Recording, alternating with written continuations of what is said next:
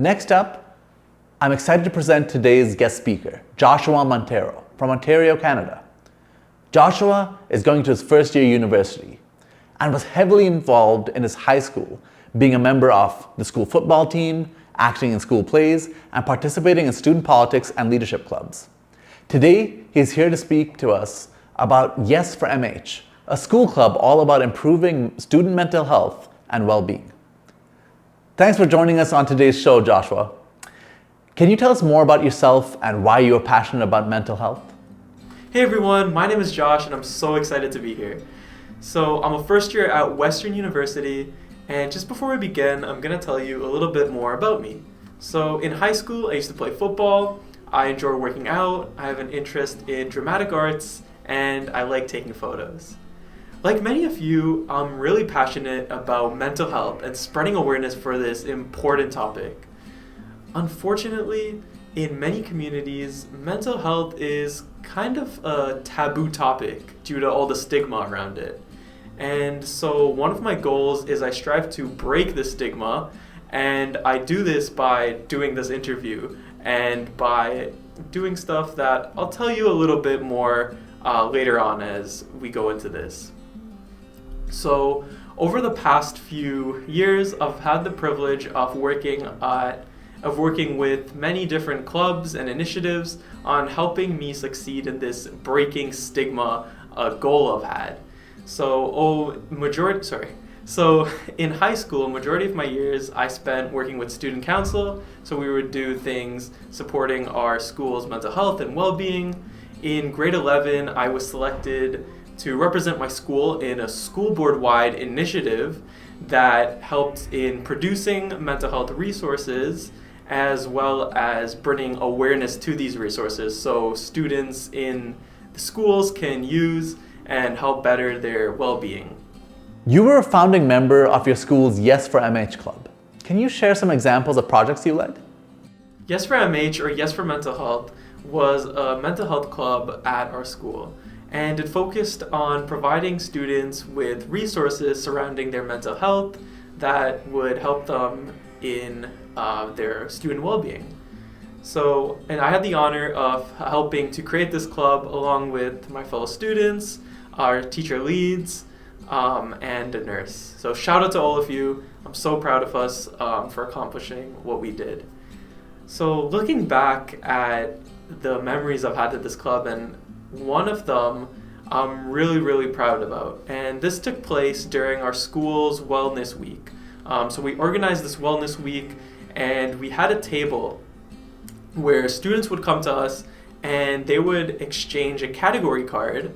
So a category card would be something like, for example, categories would be their financial status or social life or school or a general category, and they would exchange this for a positive affirmation and some helpful advice.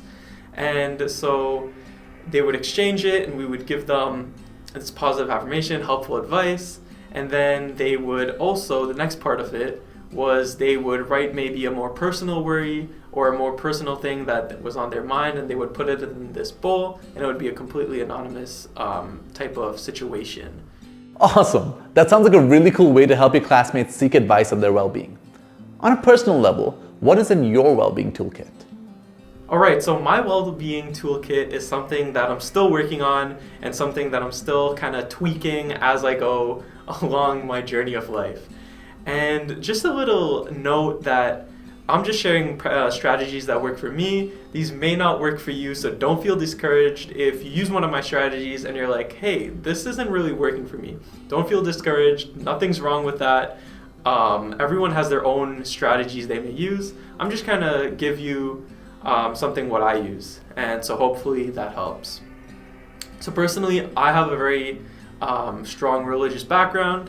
I really think that relying on God really does help my mental health, just putting that all to Him. And another thing is, like I mentioned, working out is something that's big to me. So I find that really beneficial, especially paired with a really good workout playlist. I'm telling you, it's just the vibe.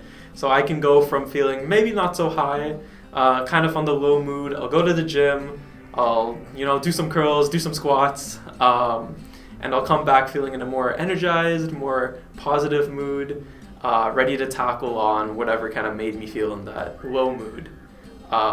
Another thing that's another important thing to me is just talking to family and friends. I find it so beneficial to talk to your family and friends, talk to people you trust, because it's just really beneficial. At least that I can find that they may offer perspectives that I didn't even think about, or really helpful advice. And it really helps rather than bottling my emotions in, just talking to people I trust and just venting to them. Lastly, what advice do you have for other young changemakers? I know it can be hard at times, but step out of your comfort zone and be okay with rejection. I know it can be hard, but just remember that there's so many more opportunities you're gonna get, and just to be ready for those opportunities, because at the end of the day, we can choose how we react to things. So maybe you didn't get that job you applied for, or that leadership role in the school club. And trust me, I've been there, I've been upset, but then I realized, you know what? There's gonna be plenty of more opportunities. And I'm gonna use what I learned, take this, and persevere. That's really important, to just keep persevering, keep trying to be the best you can be, and ultimately you're gonna land on a gold mine. You're gonna just find what truly moves you, and you're gonna be passionate, and you're gonna have a great time. And finally, I know another cliche, but be kind. Because truly, in a world where you can be anything, and I mean literally anything, why not be kind? Why not smile at people?